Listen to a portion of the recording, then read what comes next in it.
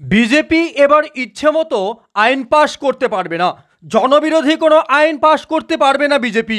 সংবিধান রক্ষিত হবে। ভারতবর্ষের বিরোধী দলনেতার আসনে বসেছেন গান্ধী পরিবারের যুবরাজ রাহুল গান্ধী। ভারতবর্ষ তার দিকে চেয়ে রয়েছেন।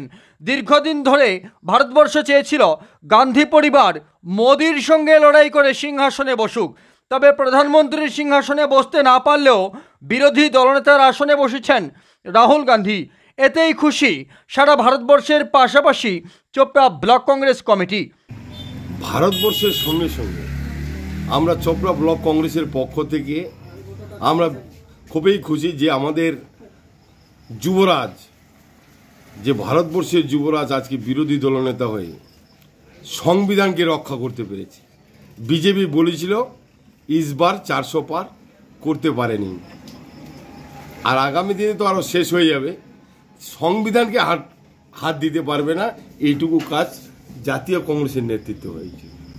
আপনারা কি এখনো আশাবাদী যে নরেন্দ্র মোদীর নেতৃত্বাধীন যে এনডিএ, সেই এনডিএ খুব অল্প সময়ের মধ্যে ভেঙে যাবে? একদম 100% আশাবাদী। আমরা তো দেখতে পাচ্ছি, প্রত্যেক দিন আমরা তো টুইটারে বসে থাকি, বিশেষ করে টিভিতে বসে থাকি, বোঝা যাচ্ছে ওর চেয়ার কখন কে সুতো টানবে না, সুতো টানলে উল্টে পড়ে যাবে।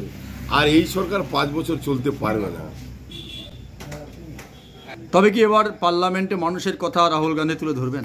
অবশ্যই তুলে ধরবেন। রাহুল গান্ধী সবসময় দেশের জন্য নিজে বিসর্জন হয়ে যাচ্ছেন। দেখতে পাচ্ছেন ওদের পরিবার ধ্বংস হয়ে গেছে শুধু এই সংবিধানের বাঁচানোর তাগিদে। আজকে সংবিধান বাঁচছে, মানুষ সংবিধানের প্রতি আস্থা রেখে আজকে কংগ্রেসকে বিরোধী দলনেতা হিসাবে রাহুল গান্ধীকে দাঁড় করাইছে। সেক্ষেত্রে রাহুল গান্ধীর নেতৃত্বে ভারতবর্ষের মানুষের কথা পার্লামেন্টে পৌঁছায়। আমরা আশাবাদী, সব মানুষ আশাবাদী রাহুল গান্ধী প্রধানমন্ত্রী হোক।